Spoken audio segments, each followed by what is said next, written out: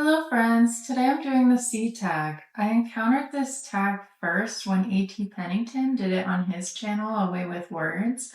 I will put a link to that video in the description, of course, but his videos are always so original and visually interesting, even when it's a tag video. So I really recommend you check it out. And I was looking more into this tag. It was originally created by Jim, and it seems to have made the rounds originally several years before I joined YouTube.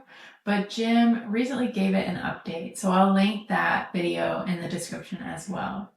So let's just get into it. The first prompt is C is for countries: Cuba, Colombia, Chile, Congo, Cyprus, Czechia, China, and Canada.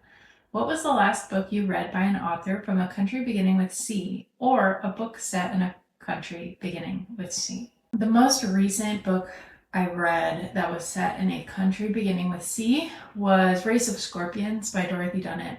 That book is primarily set in Cyprus. It's set in 1463. And this book is the third in the series, and the protagonist, Nicolo, has been bouncing around doing trade, but also engaging in the business of war. And the war this time is being fought between Queen Charlotte and her illegitimate half-brother James, who is challenging her for the throne.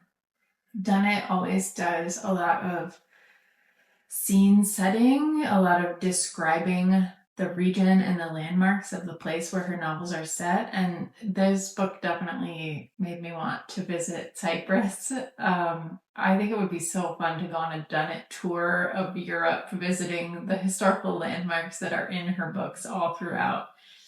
They're mostly set in Europe, but also Northern Africa. That would be so fun. The next prompt, C is for classic. What was the last classic book you read? This would be David Copperfield by Charles Dickens. This was my first Dickens that I can remember, and I think it was very intimidating to read him for some reason.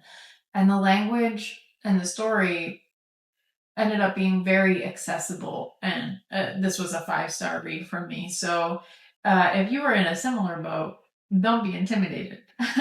I think, David Copperfield can still be intimidating because it's so long, but I just gave myself permission to take my time reading it, and it was really great in the end. The next prompt, C is for children's book. What was the last children's book you read for your own enjoyment? It's been a very long time since I've read a children's book. This question is a bit funny because I'm doing a little National Book Awards reading project right now, and there is a category for young people's literature that I explicitly decided not to read from. Otherwise, I might have a very fresh book to recommend. But since I didn't do that, I think the last time I read a children's book was in 2016 when I reread the first several books of the series of Unfortunate Events.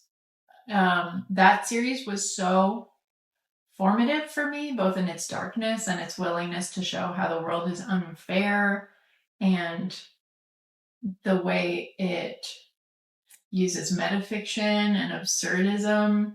The fact that the author himself is a character that inserts his commentary into the story and is part of the mystery of the overarching story, that blew my mind as a kid. Those are great books. Next, C is for cookbook. Do you have a favorite? I don't think I own a physical cookbook anymore. I tend to rely on food blogs for things that aren't already in my wheelhouse at this point.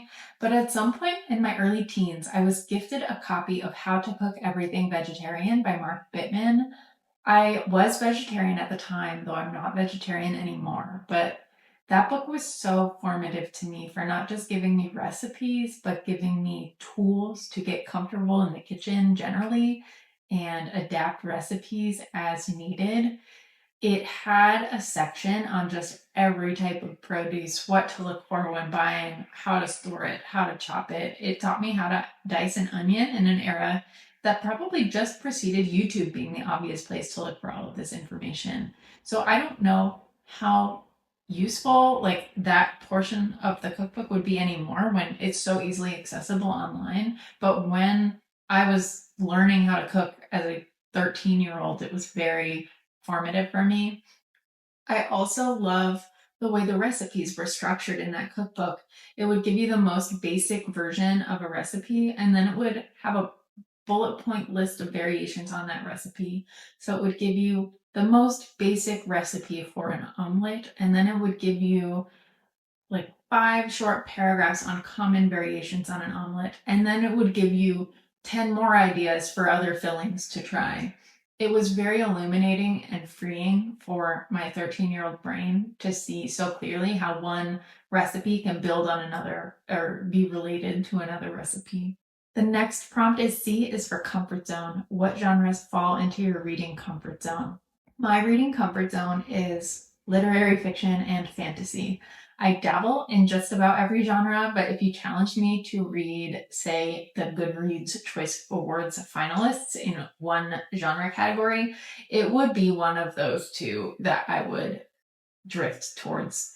And frankly, it would probably be literary fiction or general fiction or whatever they call it, because I think one of the things that prevents me from reading more fantasy than I do is that I'm very wary of being in the middle of too many series at once. So I much prefer to read standalones where possible.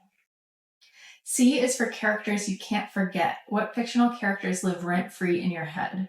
Niccolo from the House of Niccolo series is a character that I have been sitting with a lot lately, and I think something I really resonate with Dunnett's heroes and also her leading women is the way that they retreat into industriousness when faced with difficult emotions, because it is a pattern of behavior that I relate to a lot. And I don't know that I've seen another author describe it so well and so consistently. It's a trait that can be a positive, resilient trait in a lot of ways, but it can also be a dangerous trait when you're avoiding resting and grieving and feeling. And in preparation for this video, I pulled up a couple of quotes from the books. So in the first book, Niccolo is described like this: even tempered, strong as a bullock, he took what life chose to give and was either resigned or contented. And I had also written down this quote about one of the leading ladies in the series, Marianne de Charette. She remained strong in her obstinacy as in everything else, as if to give way in one thing would allow all the rest to crumble. I just love the way that Dunnett describes her characters regulating their emotions. It's so appealing to the way I think, and I just think she's such a good writer.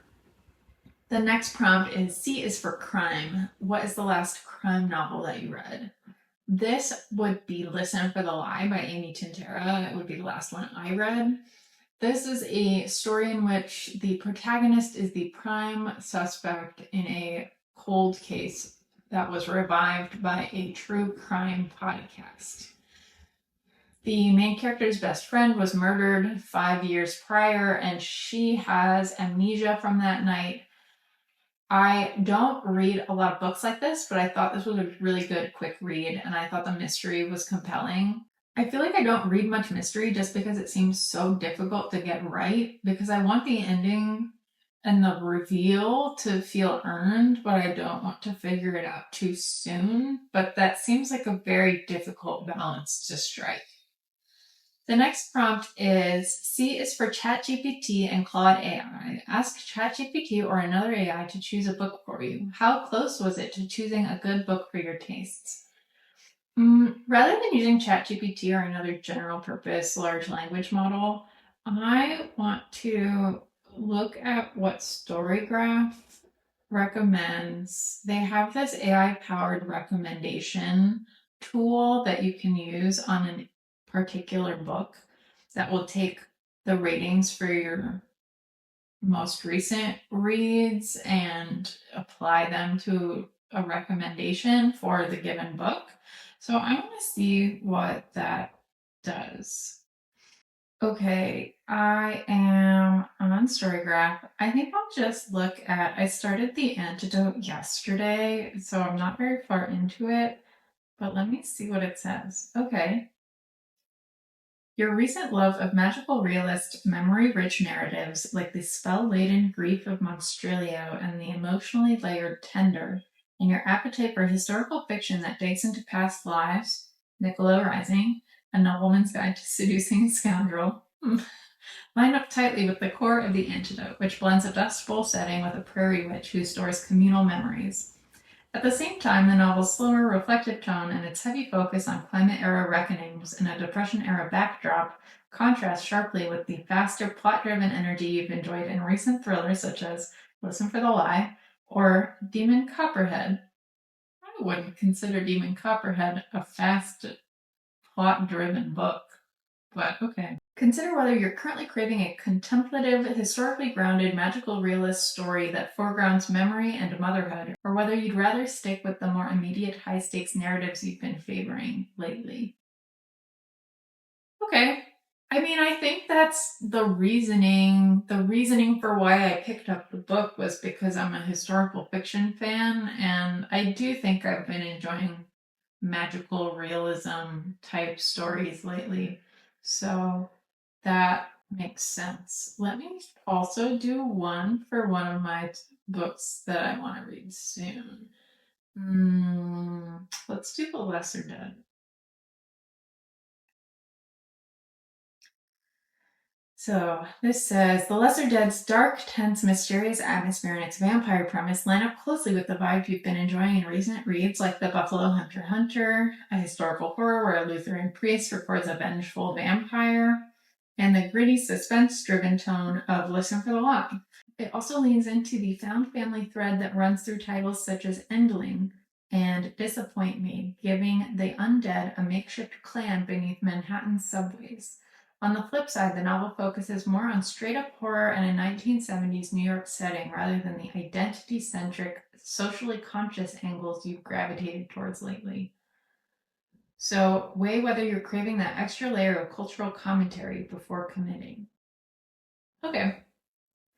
These all seem kind of like, oh yeah, you might like this part and you might not like this if you're seeking this. So that format seems pretty safe. But yeah, I think like the pieces that they're pulling out of the books I've read and the things I've liked about the books I've read recently they are accurate.